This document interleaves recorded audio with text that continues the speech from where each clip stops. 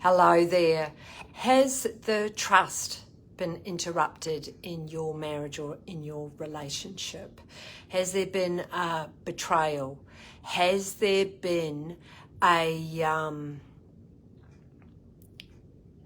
like an explosion? I'm sort of trying to drop into that right now. This is something that I see a lot. Any infidelity, betrayal, distrust, and it creates havoc in a relationship, and that is an understatement. Particularly if you are on the receiving end, it feels like a big bomb has gone off, and you can be in shock, and you feel like you're in a washing machine and it's on a spin cycle and it's going really, really fast. And depending on how you react to trauma, you know, we can go into fight or flight or freeze, and you might keep dipping in and out of that, but ultimately it's well, where do you go with this? What do you do with this? And this is often where I see people, particularly in this place, and it's a level of crisis, a level of grief, denial, shock, disbelief. And look, it is different for everybody. We all react differently to any type of grief or loss. But when it comes to betrayal and the interruption to trust, it can be deeply painful. So today I'm going to talk about the different things that go on. I've actually trained in the Gottmans, and I've done the infidelity, and I use some of that in my sessions, and that's all about atonement, attunement and attachment. I will touch into that, but my expertise is supporting individuals and the couple with the emotional component of what goes on. And so today it is about really tapping into that, being able to slow down. That's the first place I want to go to. So when there has been a betrayal, it's like we don't even know how to be with those strong feelings, and it's being able to slow down, being able to drop into the body and be able to inhabit your body to actually begin to process the well of emotions that are going to be going on there. And, you know, anger and the pain and the resentment and the disbelief and the shame. There's a real strong level of shame and guilt. You know, did I contribute to this? There's just so much in this. So if you're listening to this because there has been an interruption to trust in your relationship and you're in the washing machine, the first thing is to breathe, to actually just breathe. And I know that sounds really simple, but it's being able to slow down, be able to drop into the body and be with what's here. So just start with a few rounds of breathing in and breathing out, and you're going to feel a lot of resistance. It's like, well, what the hell do I want to do that for?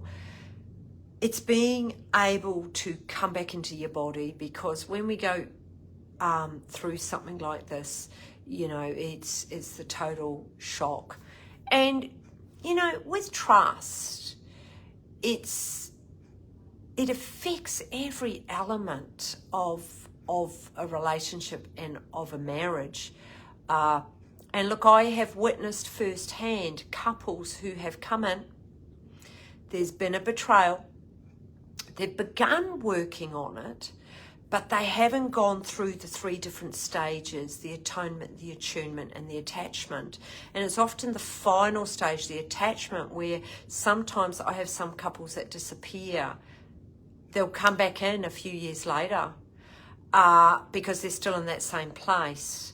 You've got to go through those 3 different stages to be able to heal this, because the place is to be able to put the line in the sand and to be able to put it behind you. Because if you don't, every time there's an argument, or you may get triggered every time your partner looks at their phone, or every time they say they're going on a work travel thing or a function, it triggers you. And these triggers can be with you for years. So you've got to go through the 3 different stages of being able to heal your relationship, and each component, the atonement, the attunement, and the attachment, are really, really important. So if you are going through something like this, find somebody to work with, whether it be me or somebody else, but to start going through these different stages, it's absolutely vital. So the first place to start is to start to have some awareness of what's actually going on inside your body. And, you know, if you can talk to somebody who's not going to judge, who's not going to tell you what to do, who's actually just going to listen, who's going to hold the container for you to begin to unpack this and to begin to process. Particularly if you're an extrovert, you're going to need this. And it's really difficult, isn't it? If, you know, you are in a 15-year marriage and your partner has brought infidelity into the marriage, it's very difficult who to pick to talk to. So go really carefully with that decision.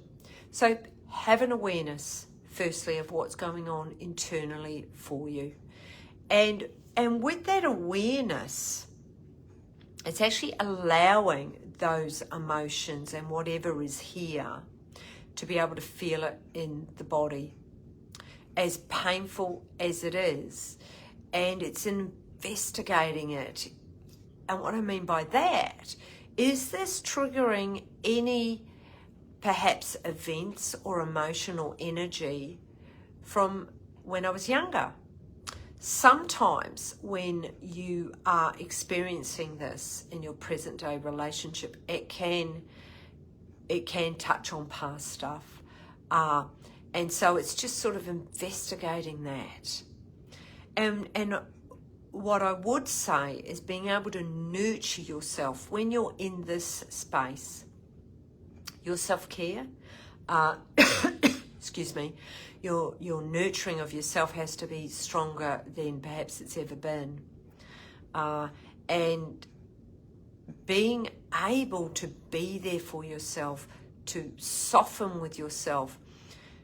You know, I was on I went and did a presentation early this morning, and one of my slides was that, you know, things happen for us, not to us. And when you can come from that mindset is, okay, things have happened. What can I do? What is in my circle of control? Because it's often that feeling of powerlessness that we can then begin to really unravel. And so it's coming back to, okay, I'm going to live above the line with this. Really hard though when you are in the washing machine. I get that, particularly in the early stages for finding out about this. So atonement, if we come back to the Gottmans, atonement is, it doesn't matter if you're the person who has betrayed your partner, you have to be able to get to that place of being able to give your partner as many sorries as they need and as much or as little detail as they need. We are all different, and that is what I've watched over the years. We are all different. Google Gottmans, Google atonement, get educated on it. But atonement is really being able to honour what the person on the receiving end is going through. I'm going to list a few. So the confession, we need transparency. And, you know, I've watched it over the years. When the offending person gets the enormity of what they have done, they've embodied it and they're feeling it in their body, and it's coming from a place of that. The person who's on the receiving end of that, they can feel it. And they know that the other person gets it. And then with that, we can then move on to attunement. If the other person, if the offending person doesn't get the enormity of what they've done and to actually really embody it, it's really hard for the person on the receiving end to be able to move on. And with that, also a discussion around future betrayal. What's going to happen? What are the consequences? So all of this atonement stage is quite a big stage. But a lot of movement can happen. And then from atonement, we get into attunement. And it's being able to rebuild that trust. And it's just little steps. And being able for both of you to find your inner voices, to be able to really talk into this in a really safe way where you feel like you're going to be heard. And then from attunement is attachment. And attachment is being able to attach again. Has that trust meter increased for both of you? And look, I've only touched on the outside of this. But if you are living this at the moment, it's damn painful. That's all I would say. It is extremely painful. But continue to work with a therapist or work with myself to keep peeling these layers back. You know, attunement, and people don't quite go to attunement. This is the final stage. And this is also where you reconnect in your sexual relationship, particularly if there's been betrayal where this has affected your intimacy and your sex life. It's being able to come back into that. And being able to come back into attachment without being re-triggered. Because if the other stages aren't healed, you will be re-triggered. And a lot of conversations, a lot of embodiment, a lot of healing can take place in this stage. So has trust been interrupted in your relationship? If it has, not going to go away. You can't put a band-aid on it and hope it's all going to be fixed. It doesn't work that way. Anyway, I know I've just about run out of time. This is a big topic, and I really only have touched on the outside. And look, I really do hope this has been helpful. Reach out. You can do a discovery call with me, or go onto my website, Power of Change, or Helen Harrison website. There's my resource of my podcast, the Empowered Marriage Podcast. Anyway, check it out. And you know what? The power of change is within you. See ya.